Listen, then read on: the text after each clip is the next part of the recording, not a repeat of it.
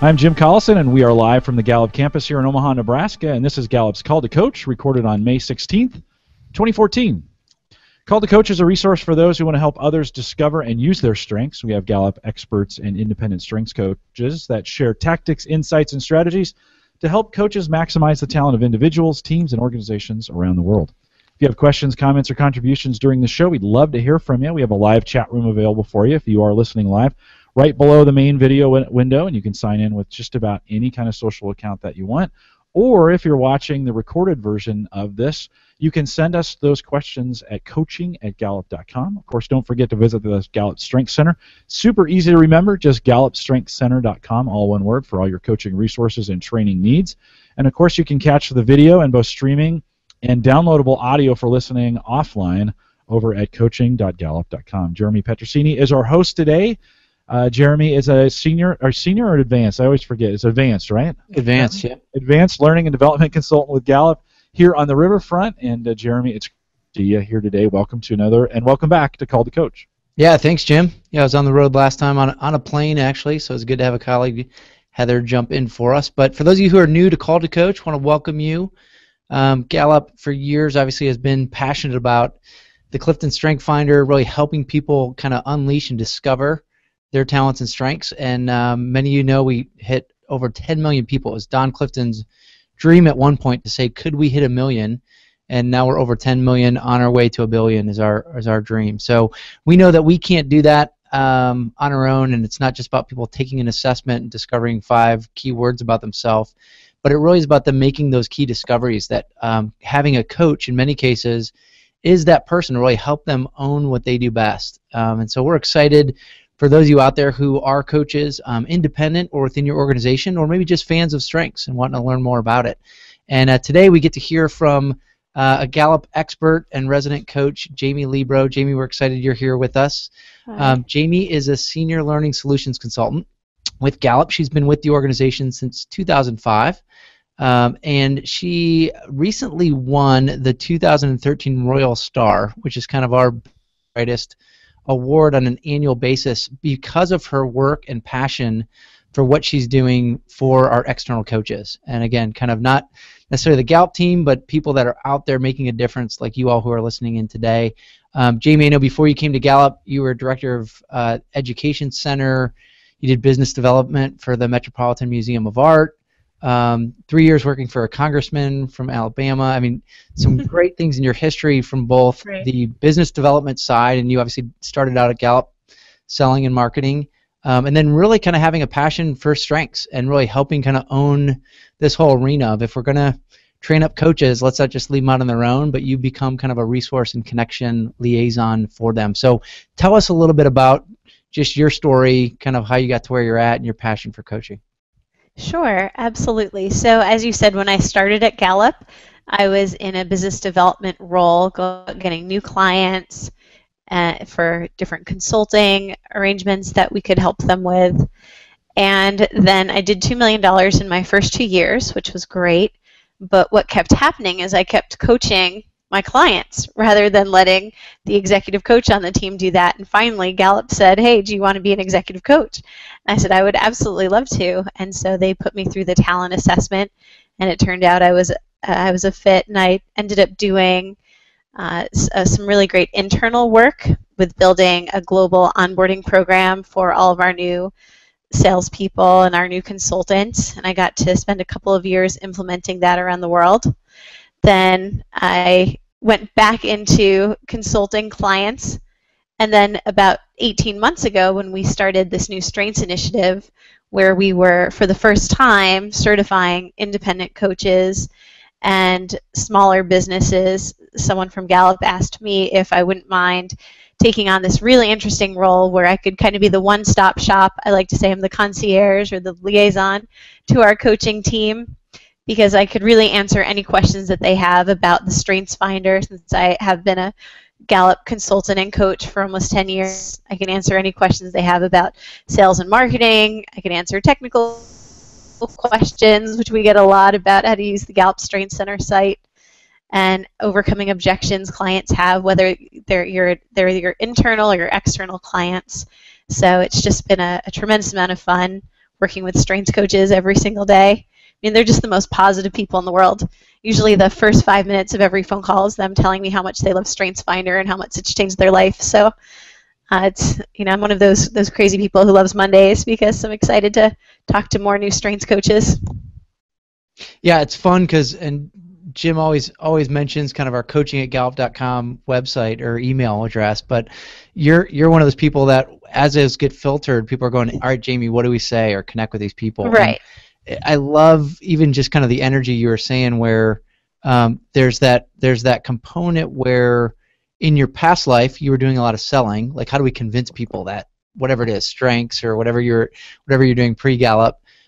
In this case, you're like, coaches are already sold, right? They're like, we love this. How do we use it? Talk a little bit though about kind of this combination. I think you bring a cool component where because we don't have to, from a Gallup standpoint, convince people of strengths, there's still an element that for coaches out there, they're excited about it, but they're talking to people and potential clients who don't know strengths or know a little bit about it. So give your thoughts. I know a lot of coaches will ask you, hey, I'm a coach, I have my own business, or even within my client organization, how do I connect even my own strengths or being a strength coach to help me sell or help me influence others to want to be coached by me or to want to be part of this? Okay, I think that was 3 or 4 questions in one.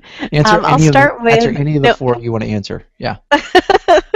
Okay, I'll start with knowing yourself. I think that's the most important part of selling or coaching. And I think there's a lot, selling and coaching, there's a lot in common between the two. In both cases, I would say the most important thing you need to be good at is listening. Because whether you're a coach or whether you're selling a program, in any case, you're listening for what is the client's need. And after that, what is the solution? And then the difference is the coach wants the client to come up with a solution, him or herself, whereas the salesperson has a very specific solution in mind that they want to influence the client to do. Mm-hmm. But in any case, it starts off the same way and really is using a similar talent in that sense. And I think that knowing your own strengths will help you sell. We had a really interesting. Give an example of that. I was just going to say, give us an example of that. Like maybe different coaches you've talked to who once they've discovered and thought about their own themes, how it's helped them to sell or to influence. Sure. So I should also mention in the last 18 months, I've spoken with about 3,000 strengths coaches from all over the world, which is a lot of fun. Awesome. So I have a lot of different perspectives here. But one coach particularly comes to mind from the UK. Before the class, he took our accelerated coaching class in the UK, and before the class, he said that he was having trouble getting new clients. And I asked a series of questions, and it turned out his current clients were extremely happy with him, very committed, very loyal. They were clients for years. And I asked him if he had ever asked for referrals. And I think a lot of coaches expect that referrals are just going to magically find their way to you. And that's not the case. When I was the director of education center at SCORE, I took over a failing center. And it was out of 183 branches, the very worst in the company. And after 2 years, we were #1. And the big difference was we created a very intentional referral program. We didn't just hope our members would refer us. We asked them. We asked for specific names, and then we followed up a couple of times and said, hey, this friend of yours, did you get a chance to talk to him or her? Can they come in with your child the next time you're here and try the class? I think coaches can't be afraid to do that as well. So I took a look at this particular gentleman's strengths, and he had relator and responsibility, which is a theme combination that we see with our coaches from time to time. And the thing with responsibility is people like to take everything on themselves. They don't like to ask for favors. They don't like to ask for help. They don't want to inconvenience people. It comes from a really good place. And I said to this coach, look, I know it's uncomfortable for you, But I bet that your customers love you so much, they are just sitting around trying to think of ways to do something nice for you, and they don't know what to do for you. I bet if you asked them then to refer you to their friends and colleagues, that they'd be happy to do so.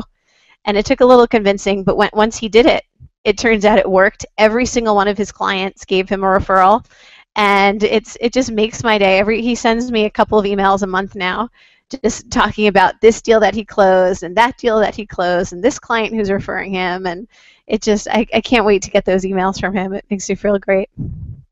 Yeah, and it's fun to hear stories like that because again, Gallup knows a ton about sales talent and that it's pretty hard to find. It's pretty rare. Right. But most coaches with that talent of coaching may not have that sales talent, but there's ways that they can leverage some of their strengths to say, how do I just ask for that referral? How do I use my network? Or again, I know there's some coaches out there who have begun to create networks of coaches. But I think it's just those different strategies, like you said, of that initial piece or takeaway you just gave us is know your own style, be yourself, right? Don't try to be this high influence person if you're not, but leverage your unique strengths. Not be afraid to say, all right, part of your strategy needs to be growing your business. So what does that look like? How does that apply, Jamie, for internal coaches? Because obviously coaches within an organization, get many Gallup client organizations or large organizations out there, they feel like I love strengths, I've got something great, but how do we influence and spread this or get funding for this?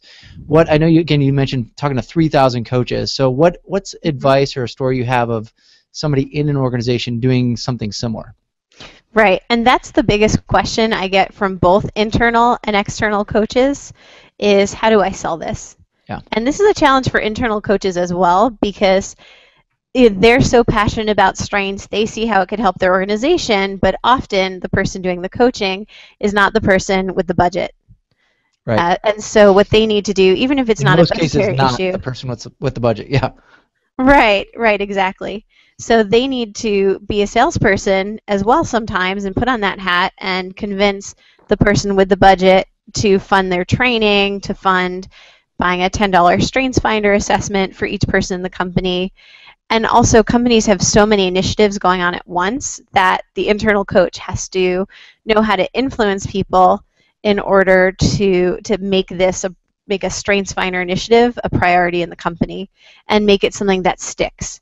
Yeah, it's also part of selling internally and externally is making it not just a one-day event that's a lot of fun but anywhere, but making it a real initiative that sticks in the company, that grows, that becomes part of the culture. That's great. And I think there's a lot of ways to do that. I would say the biggest mistake that I see, or rather I'll rephrase it from a strengths perspective, what the best coaches do differently is something that we call relationship mapping. And this is something that I've built for sales teams in the past, is just a system to map relationships. So often when coaches are going into a company or within your own company, you're only talking to one person. And that's a big mistake. Mm-hmm. You need to have, and in our best relationships that we have with our top 50 clients, we have more than 250 relationships within those companies. Now that's a Fortune 100 company that has thousands and thousands, tens of thousands probably of employees, if not hundreds of thousands. But even within a small business, even if you're a life coach who's working with an individual or with a couple, any type of dyad or larger, no one is ever making a decision in a vacuum. So what relationship mapping is, it's literally sitting down and making an Excel spreadsheet or something similar that has the name of every single decision maker and influencer you need to talk to. So if you're working with kids, it's their parents, maybe even their grandparents and teachers. If you are working with a large or a mid-sized company, it's going to be the entire executive board. It's going to be everyone in human resources. It's going to be most of the managers. And it's going to be important for you to make sure that you know what each of those people thinks about StrengthsFinder. Even if they've said yes to the deal and it moves forward, it's probably not a unanimous decision. So you need to know who was for you, who was against you, what were their objections. And not only that, but you need to go one step further and make sure you have a common definition of success. I see this with new salespeople all the time, or even coaches who are starting off in their business, is they are so excited to have someone who's calling them for a potential job that they just say yes to the deal without properly having the conversation about how will we know this has been successful. You know, they kind of take the money and run. They're so excited. But such a big part of the biggest difference between having just a one-day event and a recurring multi-year client is having just this common definition of success that you visit from time to time. You know, I've coached and mentored salespeople who have these multi-year deals, and the difference between the new ones and the experienced ones is the new ones will just talk to one person and they'll get that one person's definition of success, or even worse, they'll just assume what success means. You know, for example, I've heard plans from new consultants that say, for this employee engagement survey that we're doing year over year, the goal is to increase the score by 0.1. And I'll say to them, there's no way the client said that. There's no way the client said that that's his or her definition of success. And they say, well, but we know that that's statistically significant. And I'll say to them, look, if you go in there after a year and say, hey, good news, we moved by 0.13, the client's not going to care. You're definitely going to get fired by the client, because the client didn't hire you to move their numbers by 0.13. They hired you for a retention problem. They hired you for a customer issue that they're having, and they want to use employee engagement or StrengthsFinder or some other method in order to do that. And so what's interesting is that if you have 10 different decision makers and 20 different influencers, you might have 30 separate definitions of success. You know, it's very likely, in fact, I could almost guarantee that all of those decision makers are not actually talking to each other. And whether they voted yes or no to do the strengths initiative that you're selling them, they might have in their mind what they want it to accomplish, and they might never articulate that. But a year later, when you're up for renewal, then suddenly they're judging you based on what they wanted you to do, and you were supposed to read their mind in order to do it, rather than what you actually agreed to do. And so it's so important to get that out in the open and have that conversation. And sometimes that in and of itself is a huge service you can provide to your clients, is just getting them all on the same page of what their priorities are. In fact, you know, I just read something using the Grippy model of assessing a team's issues, that 80% of a team's issues have to do with goals. So to start off your strengths or any type of program that you're doing with any type of company, helping them to be aligned on their goals and have a common definition of success might be something that you help them with. And not only that, but I would make sure you write it down, you email it out to them, and then at the 6 month, at the 1 year mark, you pull that out and you say, at 6 months, how are we doing in relation to our goals? Do we need to change these goals? Are these still the right goals?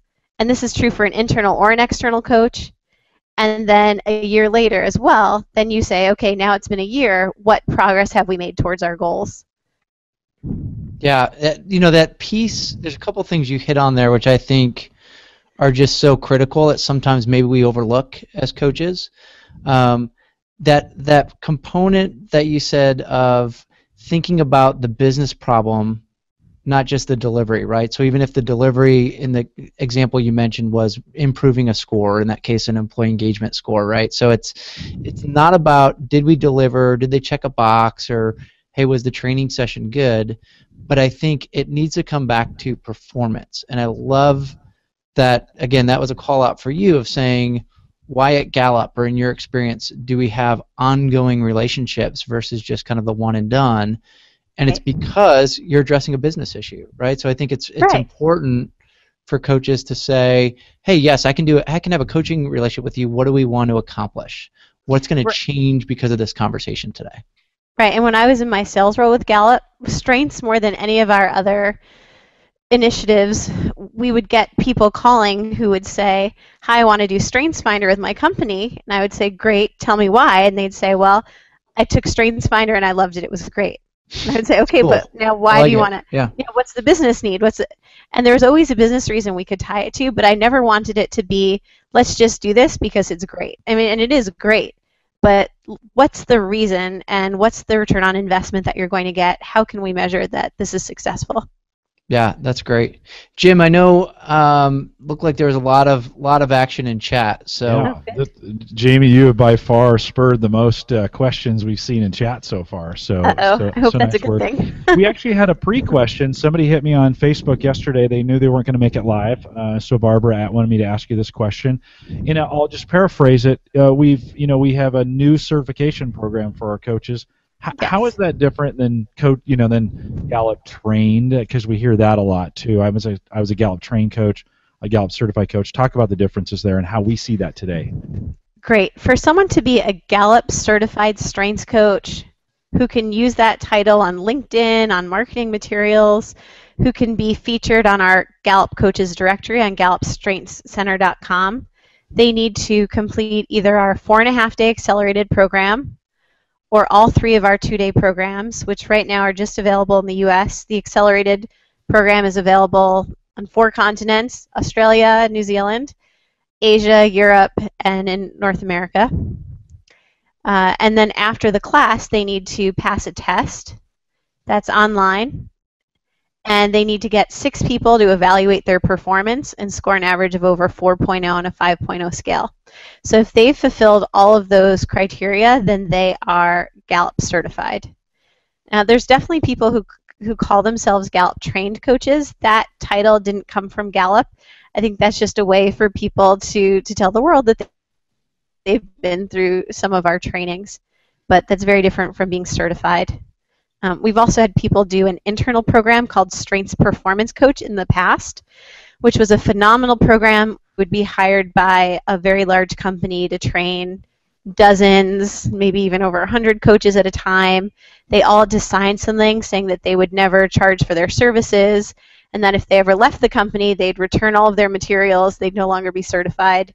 And it was a much less intensive program because we knew that they would have each other's support and Gallup support as we were still doing large initiatives within the company. So this new program, not only are you allowed to charge for your services, we encourage it, and we'll even help to promote you through our directory, as I mentioned earlier, and it's a lot more intensive because we know you're to a larger extent on your own.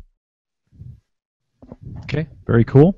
You had mentioned the spreadsheet, this mapping spreadsheet. Do we have a template for that somewhere, or is it just as easy as just opening a spreadsheet and starting that list? I've created a template that I would be happy to blind and share somewhere if there was an appropriate place for me to share it. Facebook group would probably be the right place to. I will drop that, or maybe I won't. I actually copy and pasted someone else's comment. Let me delete that out of there. But and that's not Gallup Science. That's my own. What works for me. Okay. Yeah, we'll share that. And then let me ask you, Judy asked this question. Love the concept of what best coaches do. Might Jamie be willing to create a list or a document for coaches to reference? Do we have something like that? In terms of what the best coaches do when they're selling? Yeah. I mean, what we've seen, what we do, what are some of the things that some of our best coaches, we've been doing this for a while now, that we see that they do? Sure. I think that would be a really interesting maybe chat that I could start in Facebook, and maybe other coaches could add to it. One thing I would add to that too, and Jamie, you can chime in because you know kind of all the materials and stuff we have. But one thing I would respond to that question with too, Jim, is Jamie mentioned how we previously had a training course called Strength Performance Coach. Again, you had to really be part of a large organization, mostly Fortune 1000, that had people trained in that. And with the new training we've done, it's not just an intense 3 days, here's some nuggets, but oftentimes people are even almost overwhelmed with the amount of materials we give them. We give them 2 of our coaching kits, and all of the materials in both those kits, which can be purchased separately from the course at the Gallup Strength Center site, but as part of the course, we're sharing best practices. You get to hear comments from some coaches of here's what they've done, here's scenarios they've been in, and we really try to kind of round out what are all those different components. The obviously after the course components of what else works, I think that's, Jamie, what you were alluding to too, of we can capture that. That's part of what some of these calls are for. But if you haven't seen, for the person who asked, if you haven't seen either of our coaching kits or again the courses that Jamie and Jim mentioned, great resources is in regards to, hey, I want to be inundated with this, whether it's through a 2-day training or 4.5-day training.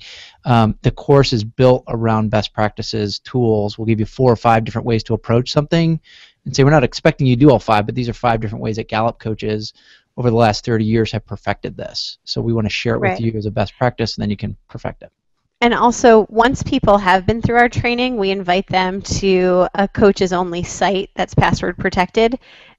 It's on Yammer right now, and I post there almost every day, and it's a great place where coaches will post. You can post a question like, hey, what do people charge for their services, which is a question I get a lot.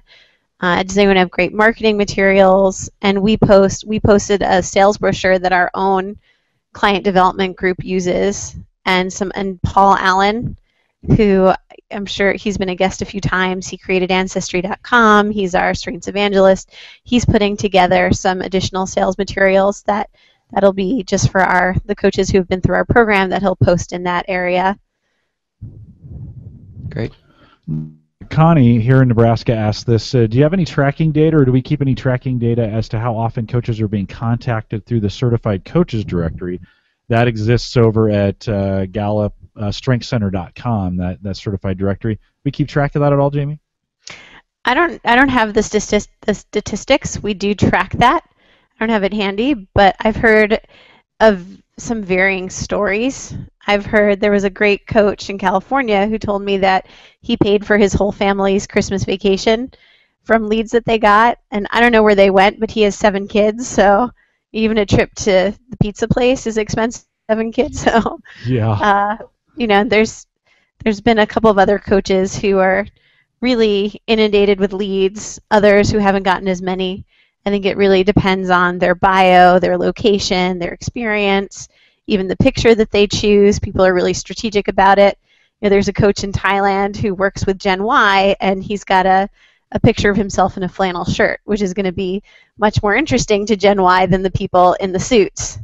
So, I think there's a lot of things that go into how many leads people get, but when companies call me looking for a coach, if they're under $250,000 a year, if they're not going to sign a multi-year deal that's over that amount, then I send them to that site as well. So I know that I've certainly sent a bunch there. So this is back to maybe to more of your coaching side, Jamie. So Maureen asked, what do you do with the client and coaches, frankly, who are not coachable or maybe difficult? They're more difficult from a personality standpoint to coach. I find some people with belief to be a handful. Yeah. We've never found people like that, right, Jamie? Right. Yeah, I've never met anyone like that. Yeah. Everybody's easy. It's much easier to coach people who have gone out of their way to find you and pay for you. Sometimes when a company hires you, half the group is really excited about it, and there's some people who just don't want to be there, and you know it, and they know it. So that's kind of an easy problem to fix because that's just a motivation issue. And if you can bond with them and prove to them that this is going to be helpful for them, that it is going to be confidential, this is another place where it's great to have sales skills because it's all about overcoming objections. It's pulling it out of them what those objections are, why they don't want to be there, and understanding their need again and giving them a reason to be there. There's also this concept in social psychology called locus of control, that some people have a completely internal locus of control, meaning they think they're in control of their fate. Those people are very easy to coach because if they believe they're in control of their fate, then they're going to have a very high self-efficacy and they're going to want to work really hard. Now, there's also people who have a strong external locus of control who believe that whatever happens is going to happen, so what's the point in trying? Those people are really to coach. So I think if you know their strengths, then you'll know how to get to them. So someone with belief, I agree that could be a challenge because they don't think, they think in black and white. So if they think coaching is bad, then they're probably not going to change their mind. So what I would do is find something that they think is good and connect to that. So maybe if they think coaching is bad, but goal setting is good, or action planning is good, or coaching is bad, but philosophy is good, or models, or science. So find out what they like and attach onto that. Because if they have belief, they know what their beliefs are. So they'll probably be happy to tell them to you. Yeah, and I think part of what you just hit on there too, Jamie, sometimes there's people who are maybe harder to coach just based on, do they really own their strengths yet? Like, do they see these themes as part of who they are or not?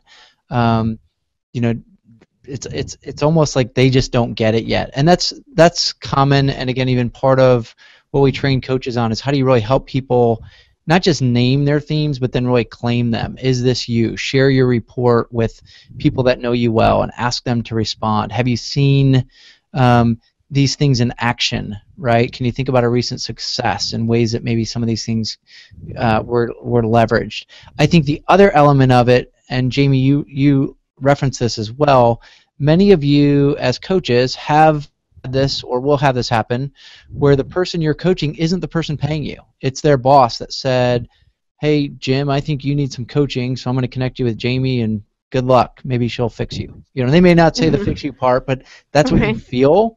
And so I think as a coach, you feel like it's a difficult person to coach because they're on the defensive. And I think the comment, Jamie, that you made that can be so helpful for coaches out there is in the first 2 minutes of the call, you need to set expectations of not what their manager wants to get out of it. Like, that's, you can talk about that, but what do you want to get out of this, right? I mean, if listen to them. If they say, I don't really want to be doing this, I was told I have to, how do you address that in a way, and again, diffuse it going, all right, well, let's talk about you. Like this, it's not here to say I have to force you through this or these steps, and what we share is confidential. It's not I'm writing up a report to circle back to your manager. And that's something important to establish too. If it is a manager or a leader that asks you to coach somebody and you agree to that, let them know yes, but let them know that that call with that individual is going to be confidential.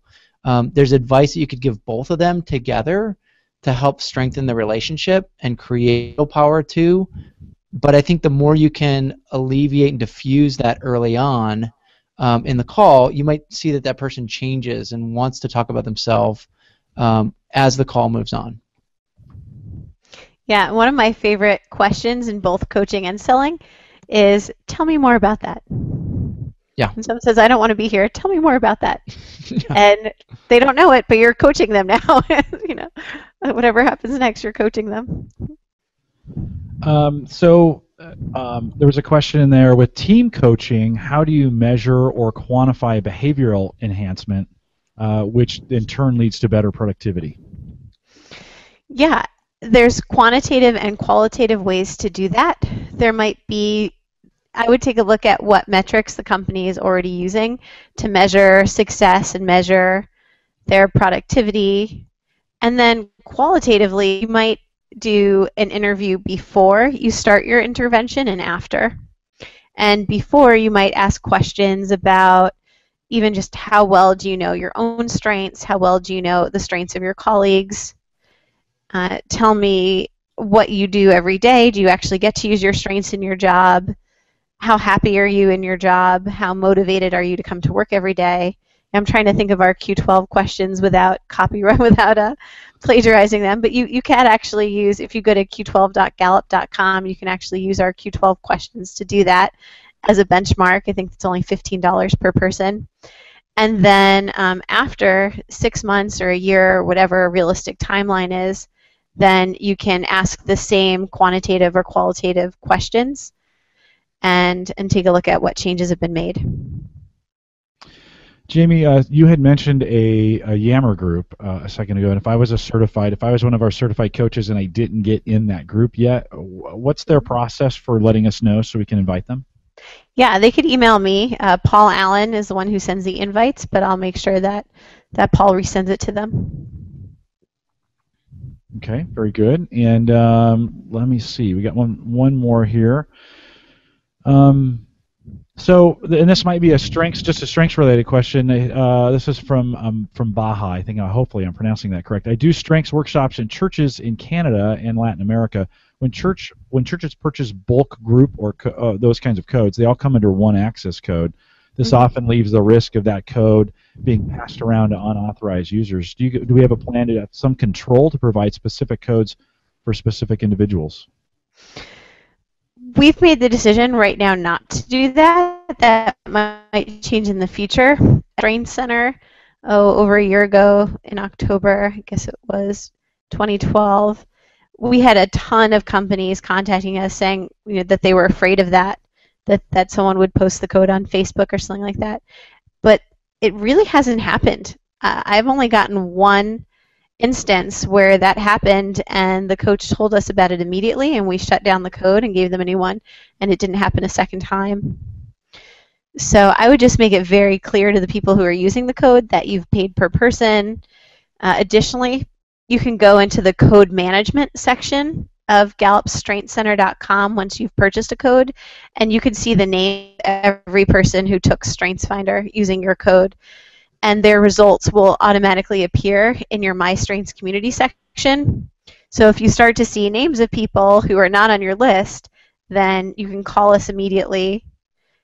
Jim, maybe you could put the client support phone number at the end. Sure. On there, and then we can stop the code. Yeah, and actually our client support number, very easy to get to. It's buried in one link. So if you just go to the GallupStrengthsCenter.com and go all the way to the bottom, there's a little help link there that you just click on that, and it'll actually take a page. Our FAQ is there as well. So if you have a lot of the questions we get about strengths here on Called to Coach are all addressed in that FAQ. So if you're wondering, maybe you're a coach and you're asking, how does Gallup respond to this question? Like, one of the favorite questions that gets asked all the time is, should I take the Strengths Finder every 6 months, right? Or something like that. We get that question a lot. That's addressed out on our FAQ. That's all out there at GallupStrengthsCenter.com. Again, scroll all the way to the bottom of the page. It works on your mobile phone as well. Click the help button, and that is there for you. Jamie, let me ask you another coaching question. It was asked, when I first take my strengths, it's a little overwhelming. Focus on one strength at a time, or do I really try and focus on the 5 together, and maybe with that insight report, right? Because that kind of blends those 5 together. Yeah, no, I think it's a great idea to take it one at a time. And just work at them. And any, I've never heard this, right? What is we get to them one at a time, what's the right length of time to kind of work on that one before you move to the next? Is there a prescribed length, or is it just whenever you're comfortable and move on to the next? Absolutely not. There's no time. It depends on you. Our activators are going to want to see their full 34 within the first 30 seconds of taking the test, and they'll be ready to absorb it. And our deliberative people and our intellection people will want to take one strength and really enjoy just diving into it and really mastering it and understanding it before they move on to the next one. So I would say go at your own pace, and definitely work with a strengths coach to help you really understand it and give you that outside perspective. We think everyone needs a coach who takes the assessment. Jeremy, we're kind of coming up on our time here. Anything else you want to throw in as we bring this in for a landing? No, I think a lot of those components that we just shared are. If you remember back to, there was a call, and you guys can, if you didn't see this, you can reference back. Jackie Merritt, who's one of Gallup's coaches, been with the organization 20 plus years. Like, her philosophy was, even after 20 plus years, still saying, I want to go deep this year with one of my 5. And so she'll spend a whole year on it. But just like Jamie said, for some of us, you may say, I'm going to leverage. I was just actually on a call this morning with a senior executive who, her challenge for this next 2 weeks is to use her input and learner together, to just be a great listener, ask some great questions, and we're going to evaluate that in a couple weeks, and that's hopefully a practice that she kind of begins to get down and see how easily she uses it. And then we want to jump in talking about our futuristic. So I think it really does depend on the individual and what works for you. I think the takeaway from that, and that I got from when I heard Jackie talk about it, is we've never really perfected these things, right? We can always get better at turning those talents into strengths. And so not just saying I've discovered these 5 words, or if you've seen your full 34 report, knowing your top 10, the question is, what can I do with it, I think is the important question you're asking. And like Jamie said, apply it in a way that's meaningful to you and really continue to turn it into a strength. So that's all I have, Jim. Let me hit on where we're going next. That works? Yeah, do it. So again, if you're new to these, we do these calls twice a month. June 6th is going to be our next call to coach, and we are excited to have Lisa Peterson with us. Lisa, like Jamie, is a Gallup coach. Lisa actually works as an executive coach and organizational consultant, one of our subject matter experts. The story I've asked her to share, because she's been with Gallup about 6 months, but the story I've asked her to share is really from her experience of over 24 years at Stryker. And many of you may know Stryker, based in Kalamazoo. They do a lot of hip, knee replacements. They love extreme sports, so go skiing is, I don't think it's their official motto, but they love it if you do it. But Lisa really helped drive strengths, and Stryker's one of those organizations that has grown year over year, even in a down economy, and they credit a lot of it to really discovering the talent and strengths of every associate in the organization. And so she spent over 24 years with the organization, was the VP of Global HR Practices before she left, and would just have a ton of great insight to share as a coach, both individually, independently, but also within an organization. So we're excited to hear her story on June 6th. Very cool, Jeremy. Thanks for coming out. Jamie, thank you as well for spending some time with us today and for and going through this. I think a great resource and a great tool to be able to share this time with others who have these kind of very practical questions around what we do with our coaches and some of the things that they need to do. Especially that question, I will put that out in the Facebook group about certified versus trained. That seems to be a question we hear a lot. I will remind you of our resources. Really, everything starts at the Gallup Strength Center, so just go GallupStrengthCenter.com, and a lot of the information that we mentioned is out there. Again, that help section, which I find is the most important. Scroll all the way to the bottom, hit the help button, and that will take you to our FAQ site, as well as that phone number for the U.S., and you can call in your problems. If you have any issues with anything, let us know. You can also send us an email, coaching@gallup.com. That's a great way to get it done. I will, in the there at coaching.gallup.com is actually the links to all our social sites. So if you want to join us that way, you can do it as well. The Facebook group, we couldn't get to all the questions today. There's just no way. I got too many, and I tried to summarize them a little bit. We had some great ones, but the coaches, the group on Facebook is a great way to get your question answered as well if you want to post it out there.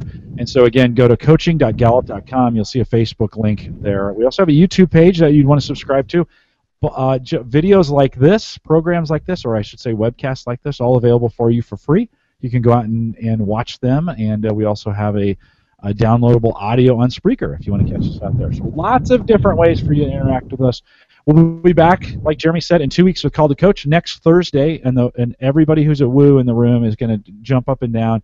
We're covering Woo on Theme Thursday next week, and so I expect a huge audience of people who want to be out there to influence people and win them over. Woos unite, and come join us next Thursday on Theme Thursday with Kurt Liesfeld, and we'd love to have you out there. For Jeremy and Jamie and myself, and for all of us at Gallup, we say thanks for coming out and joining us, and we'll catch up with you again next time. Goodbye, everybody.